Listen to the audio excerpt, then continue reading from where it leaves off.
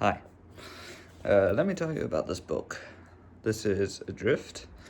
It is the most stressful book I have ever read.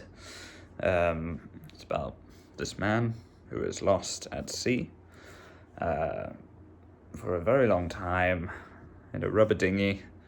Very little in the way of resources. Luckily, he is a very resourceful man. And he manages to survive, as the cover says, 76 days, which is insane. It's a true story. Completely solo, this man. And it makes you feel very guilty for drinking anything whilst you are reading the book. And yeah, it is a fantastic read. With every page, every chapter, you start to question how the hell he is still alive. It develops very interestingly. If I were to write this right now, a story like this, it would be very samey, very repetitive, but there is always a development.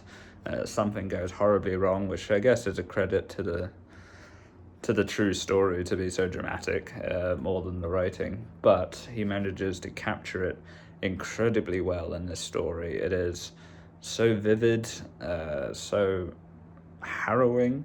I don't recommend it for anyone with with a frail heart, or someone who doesn't like stories of persevering. That's not a lot of people. If you like reading, if you like stories, I imagine you like stories of people overcoming adversity. This is certainly that, only adversity is Mother Nature, and it is cruel. We are not designed for the ocean, which is a topic that he goes over. It gets quite philosophical, it talks about God, it talks about our purpose on this earth, and of course it makes you very grateful to just be on land, and remind yourself that what he did was entirely optional.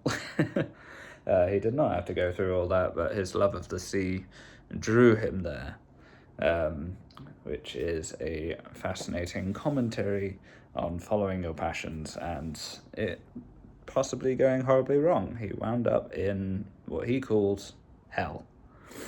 But I highly recommend the book. It is a fascinating read, quite quick. It's not the biggest of books, and the text is fairly large. So yeah, it's about 260 pages of just pure suffering and neglect. So yeah, highly recommend if you have not read it already. Thank you.